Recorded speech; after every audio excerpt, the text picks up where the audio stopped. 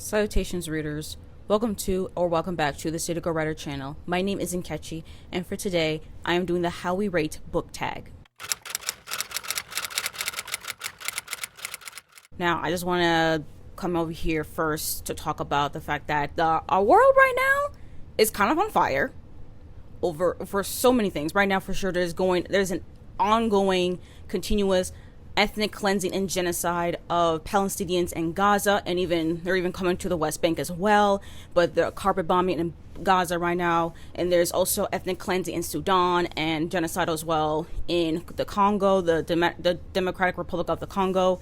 And there was an earthquake in Afghanistan. I was like, and we still have the war of Russia and Ukraine. Like, the world is pretty much just on fire right now, and I really want to take a moment. I just really want to come over here and talk to y'all that this is happening, and that I am here to support a free Palestine. So I'm also, trying to find ways to, I'm educating myself on this and like the history, especially I'm even sharing it on my Instagram stories on upcoming updates, some analyses, and following and supporting Palestinian creators and people who are literally living in Gaza right now. So in my description, I will have links to where you can donate, where you can call your reps or email your reps, how you can educate yourself, like as I am trying to do right now as well. So all that will be in the description. I can't link a fundraiser on my channel. I'm not big enough to do that, but I can at least link the actual fundraiser. I do know of one is the Palestine Children's Relief Fund, where they are providing humanitarian aid in Gaza. They're already in there already since, well, Israel is blocking humanitarian aid from other countries. So yeah, and also please educate yourselves on this. Please call your reps, email your reps for a ceasefire now, all that. Please look in the description. It's all, I will try to have as much information and ways you can support. So yes, just want to give y'all all of that right now. And as far as the tag itself, this particular tag was created from, I'm not sure the creator's name, but I do know that their channel name is Novelle Novels here on BookTube. And I saw this video because of Rose from T.A. Summers. I will link and tag them both down below. Let's just get into the questions here. So question number 1, how often do I DNF? What makes me DNF? I mean, if you've been here for even a week or two, or at least seen a few of my videos, y'all will know that I DNF pretty often, mostly on a monthly basis. Like every month I usually would DNF at least one book, and then I'll go on my Goodreads or my Storygraph and mark do not finish on Storygraph. I have so many DNFs. In fact, later on this year, I'm going to do like a Heather from here BookTube style, kind of like 2023 DNF wrap up. So y'all can look forward to that for end of the year content. Question 2, do I rate books 1 star? So far, I actually haven't given like a solid 1 star yet. Now, granted, I have given books like 1.5 stars, and then on Goodreads, I will round it down. I don't round it up to a 2. No, I round it down to a 1. So on Goodreads, it will show as a 1 star rating, even though it's not technically actually a 1 star, because if you go on my Storygraph, it's not 1 star. Again, like I said, the lowest is like 1.5. So far that would be like Court of the Undying Seasons and The Cloisters. So those are the only ones so far with the lowest rating. I still have yet to actually give a true 1 star. I'm afraid for what kind of book will guarantee me a 1 star, because there has to be something very little redeeming. But so far, not a true 1 star, but 1.5. Question 3, what is a 2-star book for me? Well, 2-star books are really just books that are just aggressively fine. I'm just mostly indifferent, or I'm think this wasted potential, or even books I'm just even heavily disappointed. For example, Fellheart Huntsman. I had a dedicated reading vlog for this book. I will link it in the cards and in the description, but this one I gave 2.25 stars, around there. This was more like so aggressively fine, even though this was a sequel, which is like not what you're supposed to feel, and it's even tremendously disappointing because I felt mostly indifferent for a lot of the characters, which is like something you're not supposed to feel in a sequel, in a conclusion to a series, and I definitely thought that they would just waste the potential, more like wasted pages. Why the hell is this book so long? But anyways, that's just That's just one. That's just one example. There's also Daughter of the Moon Goddess. I read that like in May. That one I thought was so fine and mostly wasted potential. And then we also have the Atlas 6, mostly indifferent. Also a lot of wasted potential in that one as well. I read down that one like last year. So yeah, a lot of 2-star books are usually anything from like 1.75 to 2.5 stars. Question 4. What is a 3-star book for me? So those are books that I think that are simply just good books.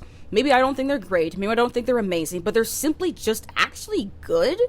It's just that they just didn't really work for me. Like, it lacks certain elements I would have liked, but I would still recommend it for a general audience. For example, When No One Is Watching. I read that one in like February, and I think I gave it 2.75, 3 around there. There was just a lot that I was like, yeah. But then for the main focus of the story, I definitely appreciate it. So I gave it like around a 3. And then I also have like Yellowface, which I also have a dedicated reading vlog, link in the cards in the description. This one I think I give around 3.5. This was a solid, good book. You know, I recommend it to people. It has some good things, but things that definitely disappointed me because it was the most anticipated release. And then there's Small Worlds by Kibble Zuma Nelson. That one I definitely did like. First time I read it from the author, but it could have been a little bit better in my personal opinion, but it was still good. And One for My Enemy. That one I also gave 3.5 stars, so that one was also good, but not great. Mostly I just enjoyed it for what it was. Question 5. What is a 4-star book for me? Now, these are books that I think are great. Okay, like these are ones I will just recommend to you. Now, sure, there are going to be a few flaws that I'm like, kind of hinder the experience, or I think like this wasn't as strong. But still, for the most part, I deeply enjoyed it, and I am quite enthusiastic for it. Like, if I see like an author write another book from it, another book, and I had a previous experience with a 4-star read, then like I'm gonna keep reading more of their books. 4 stars, that's usually where I usually give the most ratings to. It's that 4-star range, which was really like a 3.75, 4, 4.25, 4.5. Yes, I do round down if I give a book 4.5. So as far as a 3.75, I have Masters of Death. I read this one in August for the Full Moon Readathon, and this one I did thoroughly enjoy. I did think it didn't get quite a full 4 stars because, there's some things that didn't quite get there for me. There's still a few flaws that held it back, but for the most part, it was still very, very good. I still recommend it. And then I have Tripping Arcadia by Kit Makequist. I think this one I gave 4.5.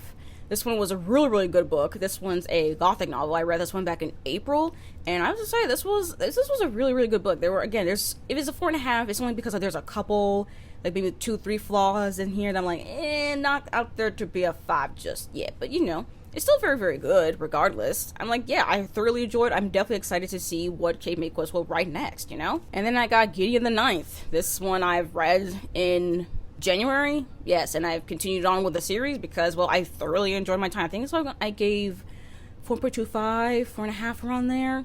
I think it's really more of a 4.25 or even a solid 4 stars. I really, really enjoyed it. Again, I've been definitely confused, but it was still a good time with it. I still would recommend it, even though one thing for sure though is that this is an example of books that like I would recommend excitedly, but I won't recommend to a general audience. And I kind of noticed that with a lot of my 4-star reads is like, I still would recommend it, but I still have some caveats because like not because of the fact of the quality of the book, but more because of my particular taste and to not everyone's gonna be liking every single book I give 4 stars to, so just a forewarning on that. Question 6. Do I give half-star ratings? Yes, I think I've made it pretty clear throughout this video. I give half stars, quarter stars, 3/4 star, 3/4, you name it. I'm quite picky with every single star rating. It's just on Goodreads, it's like, it's too much of a range. And even for me, I'm like, I don't really like Goodreads because of that. I prefer Storygraph. I like to give things half stars, a quarter star, or 3/4 of a star, because I am so picky on anything that's like a 3, a 4, a 5, a 2, or even a 1. I'm so very, very picky. Question 7. Do I rate 5 stars often? What does a book have to do to get rated so high? Let's see, how often do I give 5 stars? So far this year, I think I've given at least one book 5 stars every month. Yeah, but it kind of, I usually would find a 5-star book every month, except for 1 month. There was 1 month that I didn't have a 5-star. But yeah, there's even some months where I had a couple 5 stars. Yeah, I don't know. I really want to be picky about 5 stars, honestly, because those are the ones I truly find so unique. And so for a book to get rated that high, you gotta be having like, at least sometimes it changes a little bit every year, because the more books I read, the more things I find that I actually end up liking. So far I've been loving creative narrative structures, beautiful writing, well written and nuanced themes, and then high rereadability. Like, if I give a book 5 stars and, you know, that's like, I'm like, oh yeah, I'm loving it, I will praise it to the roof, this is something like I will want to reread. And, you know, there are books as well that maybe like a 4-star book that I'm like, you know, I would definitely reread it. I wouldn't I mean, I'll still be excited for it, but like, it's not like a thing I'm constantly thinking all the time. Sometimes 5 stars is like, nah, I am thinking about this, I'm thinking about the themes, I'm thinking about the writing, I'm thinking about how creative it was and everything, and I'm like, oh, this will be good as a reread. You know, and actually all these 5-star books I have here, examples, are all books I've annotated the first time, but I'll still reread them regardless. So first up, I have Freshwater. This one I read last year, loved it, and as you can tell, there are a lot of tabs. This one had beautiful writing. I really like the following of this character. It's very much a character-driven story as well, and I could definitely see myself rereading this. I just haven't reread it yet because I'm not a big rereader, but it's definitely high on the list though as far as books I want to reread very soon. Then of course I have the best book of 2022 here, Babel, and I have a whole dedicated reading vlog for this book, y'all. And look at all those tabs. Look at all them tabs. This is definitely a book I would totally reread. In fact, this is actually a pretty good book to be reading in times like this. You know?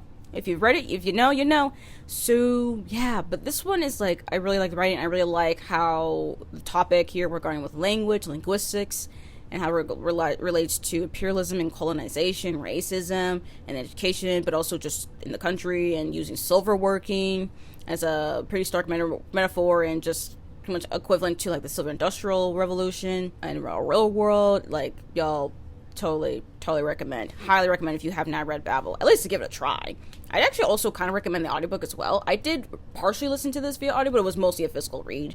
But the audiobook does have 2 narrators. One is the main narrator for the entire story, and then the second narrator is for the footnotes, which is something I loved in this one. And then my last book here, well, if you've seen my recent videos, y'all know what this book is.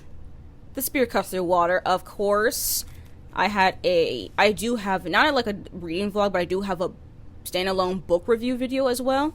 And as you can tell, I've had all my tabs in there. Not as many tabs as like, you know, Babel, but it's like still a proficient amount of tabs. This one has the most creative narrative structure I've ever read, at least currently. Beautiful writing. It's definitely highly rereadable. I can see myself rereading this in like a few years. Definitely well-written, nuanced themes in here regarding the characters and storytelling. Like, y'all, highly recommend The Spirit Cuts Through Water. Question 8. Has my rating system changed over the years? I don't really think it has, but time will decide on which books will still hold on to certain expectations. I still have the same expectations regardless of years. I mean, I've only really been consistently rated and tracked my reading since late 2021. So it's been about 2 years now. So in the past 2 years, I don't think my system itself has changed. Well, actually, wait. No, wait. Hold up. I'm sorry, y'all. I lied. First of all, I actually completely forgot, because when I first started out with tracking my rating and my reading, I started out with Goodreads, so I just used the simple star rating system. But it wasn't until 2022 that I was introduced to Storygraph, and I was like, oh, I can use half stars and quarter stars. At first I was trying to do little half stars, and then started using the quarter stars, so it has indeed actually changed a little bit in the short amount of time that I have been I've been tracking my reading and rating my books that I read. But as far as what I expect certain books to be and hold on expectations, especially from a reread, that has changed. I mean, I've actually reread 2 books this year. One of them was Fullmetal Alchemist, the Omnibus Volume 1 that I have over there. Reread it this year. It has the same rating from before, so that's fine. But then there was another book I read, though. Teen Titans Beast Boy Loves Raven. When I first read it, I gave it 4 stars. When I read it the second time, I give it like 2.75 or even a 2.5, somewhere around there. And I'm just like, yeah. Sometimes in a reread, I will change the rating. I'm not afraid to change the rating, especially in a reread, because oof, No, certain things just don't be holding up after a reread. Now, number 9, where do I record my ratings? Well, I have said on Goodreads and Storygraph, even though I'm starting to lean less on Goodreads. I think next year I might not be using Goodreads very much, but I don't know. Who knows? So yeah, Goodreads, Storygraph. I do use NetGalley, so I do that, record my ratings for like eArts and ALCs. And then I have Instagram, here on YouTube, and then I even have my own personal reading journal where I have my own ratings and short reviews. Mostly here, for YouTube, I have like standalone reviews or wrap-ups. Instagram, I also could do a standalone review, but mostly I do also do wrap-ups on my Instagram. And then in my personal reading journal, I do like just list out the books I read in a month and write down the ratings. Some books I review and some I don't. And I think the final question is to tag people. I don't really know anyone who I could really tag to do this one. So if you come across this video and you're someone who's a booktuber, or you're someone who wants to start a booktube channel, maybe start with this tag question. I mean, there's also booktube newbie tag, of course, but you can also do like the how we rate books tag. You could do this tag as well. So if you see this video, you want to do it, I tag y'all. Cool. But anyways, thank you all for coming on to this video. Please, if you like it, comment down your thoughts on any of these questions. If you all want to leave me an emoji, leave me a book emoji, or even a stack of books emoji, whichever one. And, if you want to subscribe, y'all can subscribe if y'all want to. But anyways, thank you all again for coming to this video, and I hope to see you all in my next one. Bye.